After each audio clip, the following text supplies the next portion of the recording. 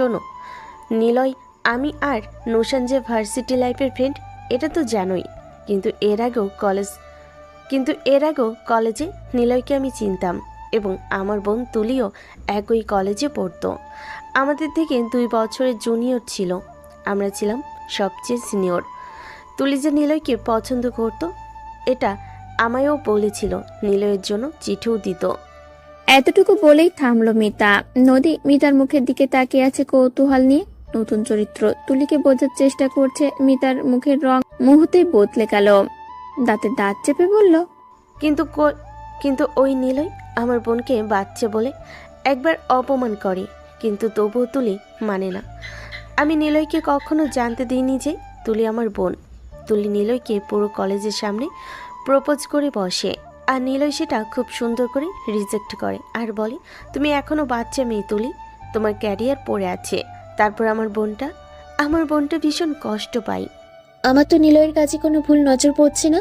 সে তো তুলিকে পড়াশুনো করার জন্য উৎসাহ দিচ্ছিল, সেটা আপনার করার কথা।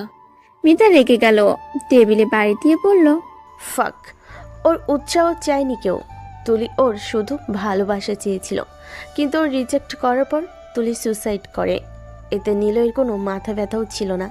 সে তখন বলেছিল, মেয়েটাকে আমি বুঝিয়েছিলাম, ওর পুরো লাইফ পড়েছিল, নিজের লাইফ নিজেই নষ্ট করেছে। এক্স্যাক্টলি।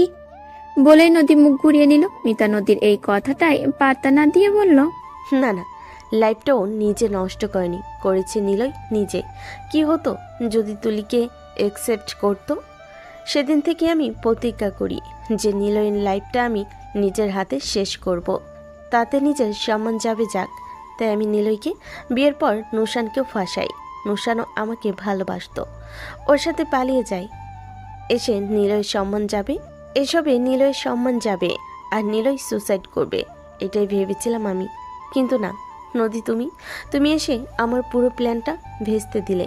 তাই আমি আবারও এসেছিলাম তোমাকে নিলয়ের থেকে দূরে সরাতে, যেন এটার পর নিলয় গুমড়ে মরে যায়। কিন্তু তোমার শরীর আর বুদ্ধি দুটোরই শক্তি বেশি, আমাকেই সরিয়ে দিলে। নদী এতক্ষণ মনোযোগ দিয়ে সব শুনছিল। তার সব প্রশ্নের জবাব সে পেয়ে গেছে। একটা প্রতিশোধ নেওয়ার জন্য মিতা নিজের ছেলেটাকেও কষ্ট দিল। নদী ভুরু কুচকে বলল, আপনার যা প্রাপ্য আমি আপনাকে তাই দিয়েছি। এখন দয়া করে বলবেন যে কেন এসেছেন, এসব গল্প বলতে এসেছেন? মিতা উঠে দাঁড়ালো, আর সাথে নদীও। মিতা নদীর দিকে এগিয়ে যেতে যেতে বলল, এখন তোমার শেষ কোশ্চেন যে আমি কেন এখন এসেছি। নদী পেঁচাচ্ছে। মিতা বাঁকা হেসে বলল, নিলয়কে সুখে থাকতে দিব আমি। নদী এত সহজ? কি কি বলছেন আপনি? মিতা কষে একটা চড় মারল নদীকে। নদী ডাইনিং টেবিলে ছিটকে পড়লো। পেটে হালকা ব্যথা পেয়েছে, পেটটাকে ধরে পড়ল। মিতা প্লিজ আপনি চলে যান। মিতা নদীর চুলের গোছা ধরে বলল, এত সোজা? একটা বছর অপেক্ষা করেছি, তকতে রয়েছি কখন তোকে সরানোর সুযোগটা পাবো। আজ বাসায় কেউ নেই, আজ আমি সুযোগটা পেয়েছি। বলেই মিতা নদীকে ফুলরে ছুঁড়ে মারে। নদী চিৎকার করে ওঠে। ঠিক তখনই পেছন থেকে নিবিড় বলে ওঠে, মাম। নদী নীরকে দেখে ভয় পেয়ে যায়। ভাবে মিতা তো এখন রাক্ষসের রূপ আছে, যদি ছেলেরও ক্ষতি করে দেয়। সে কাতরাতে বলে, আব্বু তুমি ভিতরে গিয়ে দরজা বন্ধ করে দাও। নীর এই প্রথম হয়তো মায়ের কথা শুনলো না। এগিয়ে আস্তে আস্তে বলল, কি হয়েছে মাম তোমার? মিতার দিকে তাকিয়ে বলল, এই পচা আন্টি কিছু করেছে? এদিকে মিতা তার সেই বড় হয়ে যাওয়া নিবিড়কে দেখছে, যাকে সে ছেড়ে চলে গেছিল। মিতা হাঁটু গেড়ে বসে বলল, আমি তোমার মাম সোনা, তুমি আমায় ভুলে গেছো? নদী তোমাকে চুরি করেছে আমার থেকে। নীর নদীকে জড়িয়ে ধরে মিতাকে উদ্দেশ্য করে বলল, একদম চুপ করো, পচে ডাইনি একটা, আমার মামকে কষ্ট দিচ্ছ, চলে যাও এখান থেকে। গেলে তোকে নিয়েই যাব। বলেই মিতা নীরকে কোলে নেওয়ার চেষ্টা করলো। নিবিড় তো নিবিড়ই, বাবার মতো বড় জেদিসে। সে টেবিলে থাকা কাচের গ্লাসটা মাটিতে ছুঁড়ে মারলো জিদে। মিতা রেগে নীরের দিকে আসতেই তার পায়ে কাচ ঢুকে গেল। মিতা চিৎকার করে বসে পড়ল। তারা দাঁড়ানোর শক্তি নেই। এদিকে কে যেন দরজা ধাক্কাচ্ছে, তার মানে নিলয় এসে গেছে। নদী পেট চেপে ধরে ওঠার চেষ্টা করলো, কিন্তু পারছে না। নীর মায়ের এই অবস্থা দেখে কাঁদছে। নদী মনে মনে ভাবছে, মিতাকে ঢুকতে দেওয়াটাই আমার সব থেকে বড় ভুল আর বোকামি। তারপর আস্তে আস্তে শরীরটা নিস্তেজ হয়ে গেল আর ধীরে ধীরে নদী নিবিড়ের কোলেই মাথা এলিয়ে দিল। নিবিড় তো অঝরে কাঁদছে আর মিতাকে বারবার বলছে, আমার মামকে কষ্ট দেওয়া তোমার কখনো ভালো হবে না। আল্লাহ তোমায় অনেক পাপ দিবে। দরজা ধাক্কা দিতে দিতে এক সময় নিলয় দরজাটা ভেঙে ঘরে ঢুকলো, কিন্তু নদীকে এই অমত অবস্থায় দেখে তার যেন নড়বার শক্তি নেই। হাসপাতালে ক্রমাগত পায়চারি করছে নিলয়। চৈতি বেগমকে জড়িয়ে ধরে নিবিড় কাঁদছে। কি থেকে কি হয়ে গেল, নিলয়ের মাথা কোনো মতেই কাজ করছে না। মিতাকে পুলিশে দেওয়া হয়েছে, যে কাজটা নিলয়ের আগেই করা উচিত ছিল। মিতা সবটা স্বীকারও করেছে। নিলয় এখন শুধু দুহাত তুলে আল্লাহর কাছে একটা জিনিসই চাইছে, আল্লাহ, তুমি দয়া করে আমার নদীকে ফিরিয়ে দাও। তোমার কাছে আর কিচ্ছু চাই না আমি। ওর তো কোনো দোষ নেই, সব সময় আমাদের কথা ভেবে এসেছে। এত ভালো মানুষটার সাথে তুমি খারাপ হতে দিও না। নিলয়ের ভাবনার মাঝে ডাক্তার বেরিয়ে এলেন। নিলয়কে উদ্দেশ্য করে বললেন, আপনি নদী চৌধুরীর হাজবেন্ড? নিলয় চোখ মুছতে মুছতে বলল, জি আমি। নদী কেমন আছে আর আমাদের বেবি? ডাক্তার নিচু করে বললেন, উনি পেটে ব্যথা পেয়েছেন। আমরা চেষ্টা করছি, তবে আমার মনে হয় বেবি নয়তো মা দুইজনের মধ্যে একজনকে বাঁচাতে পারবে।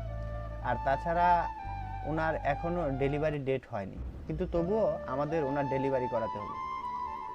জি, দুজনকেই চাই। যত টাকা লাগে আমি দিব।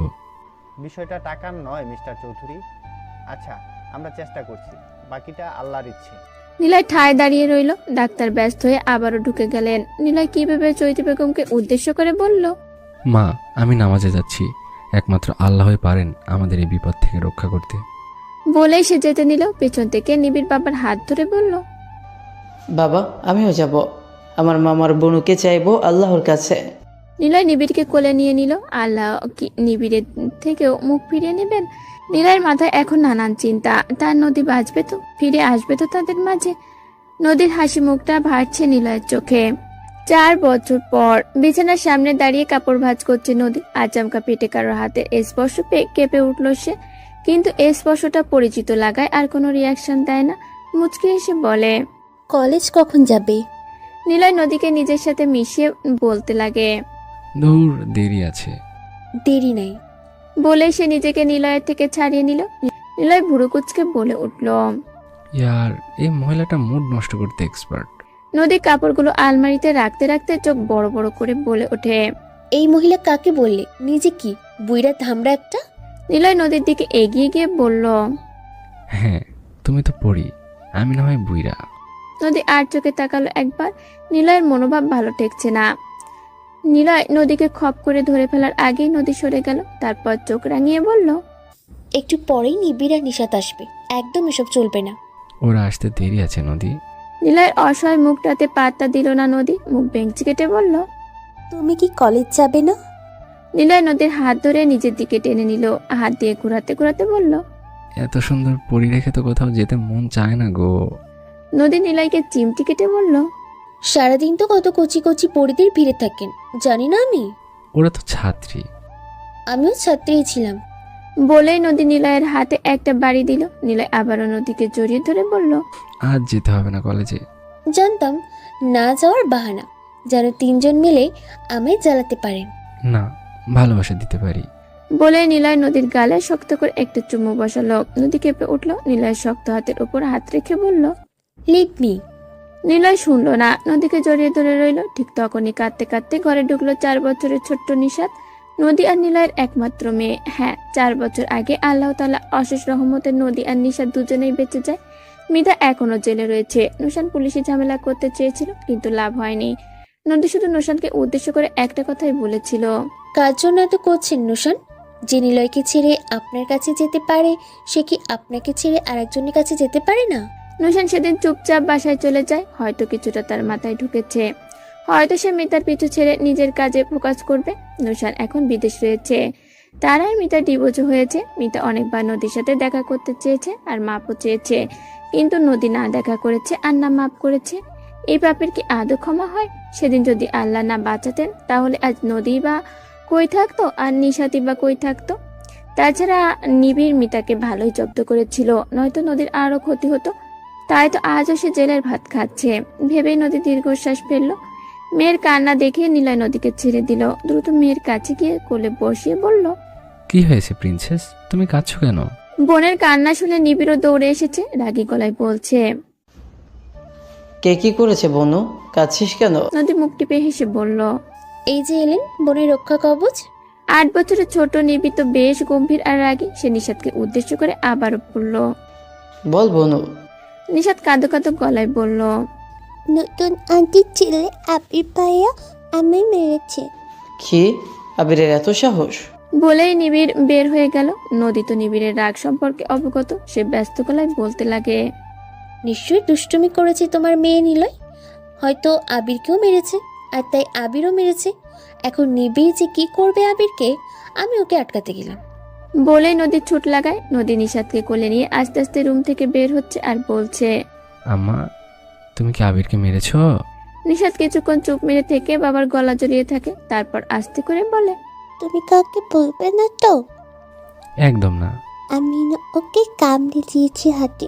নিলয় বুঝে গেল মায়ের পুরো কার্বন কপি হওয়ায় নিশাতি আবিরকে খেপিয়েছে। তবুও মেয়ের মুখ থেকে কথা বের করতে সে বলে। কেন মেরেছো আম্মা? কি করেছো? আমি চকলেট দেয়নি, আমি না তোমায় কত কি দিই, তবুও ওর থেকে নিতে হয়? ওটাই আমি ছিল। নিলয় দীর্ঘশ্বাস ফেলল। মেয়েটাকে নিয়ে আবিরদের বাসার সামনে হাজির হলো। নদী নিবিড় আর আবিরকে থামাচ্ছে। আবিরের মা নাতাশা বলছে।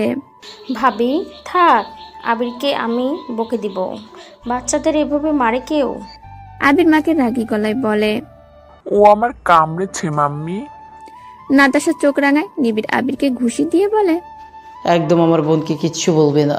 আমার বোনও সবচেয়ে ভালো, ও কখনো ভুল করতেই পারে না। আমার রাজকুমারীও, আরেকবার ওকে মারলে হাতটাই ভেঙে দিব। বলে সে নিশাতের হাত ধরে ঘরের দিকে চলে যায়। নিশাত পেছনে ফিরে আবির দিকে তাকায়। আবির আগে ফুঁসছে। নিশাত ভেঙালো তাকে। চোখ এড়ায় না নিলয়ের। বিড়বিড় করে বলে ওঠে। ও তো পুরোই মায়ের সব। নদী নাতাশার সাথে সব মিটমাট করছে, বোঝাচ্ছে যে ছেলে ছোট আর করবে না। নিলয় মাথা চুলকে বলে। মা মেয়ে আর ছেলে একই রকম, গুন্ডা টাইপ। আমিই ভালো মানুষ। নদী শুনে ফেলল। চোখ ছোট ছোট করে তাকালো নিলয়ের দিকে। নিলয় জোরপূর্বক হাসলো। নিবিড় আর নিশাতের ছোট রুমের বিছানায় বসে আছে নদী। নিবিড় আর নিশাত দুজনে দুদিক থেকে মায়ের কোলে মাথা রেখে শুয়ে আছে। নিলয় নদীর কোমর জড়িয়ে ধরে নদীর কাঁধে থুতনি ঠেকিয়ে বসে আছে। নদী নিবিড় আর নিশাতকে বিভিন্ন গল্প শোনাচ্ছে। একসময় নিবিড় তার মাকে প্রশ্ন করে। মাম, রাজকুমারের বিয়ে হয়ে গেল? হ্যাঁ, তারপর তারা সুখে শান্তিতে রইল। কিন্তু রাজকুমারী তো বিয়ের পর চলে গেল তার বরের সাথে। নিলয় হেসে নিবিড়ের গাল টেনে বলল। যেতেই হয়, যেমন তোমার ম্যাম এসেছেন, তোমার দাদু এসেছেন। তাহলে কি বোনও চলে যাবে মাম? নিবিড়ের এমন প্রশ্নে নিলয় আর নদী মুখ চাওয়াচাওয়ি করছে। নিবিড় তার মায়ের আঁচল ধরে বলল। ও মাম, বলো না। হ্যাঁ যাবি তো, বোনের জন্য রাজকুমার আসবে। নীর ভুরু কুচকে বলল। একদম না, আমি আমার বোনুকে কোথাও যেতে দিব না। কোথাকার কে এসে কিনা আমার বোনুকে নিয়ে যাবে? বলে সে ঘুমন্ত নিষাদকে জড়িয়ে ধরলো। নিলয় মুখ টিপে হাসতে লাগলো। নদী নিলয়কে চোখ রাঙায়। নিবিড়ের মাথায় হাত দিয়ে বলে। এমন বলেন আব্বু, সব মেয়েকেই একদিন যেতে হয় পরের বাড়ি। নিলয় ঘুমন্ত নিষাদের কপালে চুমু দিয়ে বলল। হ্যাঁ, নিশাতের জন্য রাজকুমার আসবে। নিবিড় নিষাদকে আঁকলে বলল। আমি আমার বোনের জন্য বেস্ট রাজকুমার আনবো, ওয়ার্ল্ডের বেস্ট থাকবে একদম, যে আমার বোনকে আমার মতো খেয়াল রাখবে, চকলেট দিবে, কিন্তু ওকে কেউ বাজে কিছু বললে একদম মেরে তক্তা বানিয়ে দিব।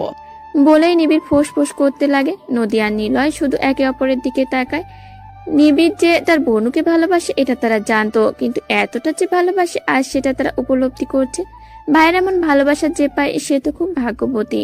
তেমনি নিশাত। নিলয়ের বুকে মাথা রেখে শুয়ে আছে নদী। রাত্রি বাজে তো হয়তো 3টা। দীর্ঘ ভালোবাসাময় মুহূর্তের পর নিলয়ের উন্মুক্ত বুকেই নদীর শান্তি লাগে। নিলয় নদীর খোলা চুলে হাত বোলাচ্ছে আর বলছে। নদী, তোমার আম্মু আব্বুর সাথে কথা বলো না কেন? নদী নিশ্চুপ। আমার সাথে বিয়ে দিয়েছে বলে এত বাজে আমি? নদী নিলয়ের মুখ চেপে ধরে বলল। একদম না, আমার তাদের কর্মকাণ্ডের উপর রাগ, তাদের স্বার্থপরতার উপর রাগ।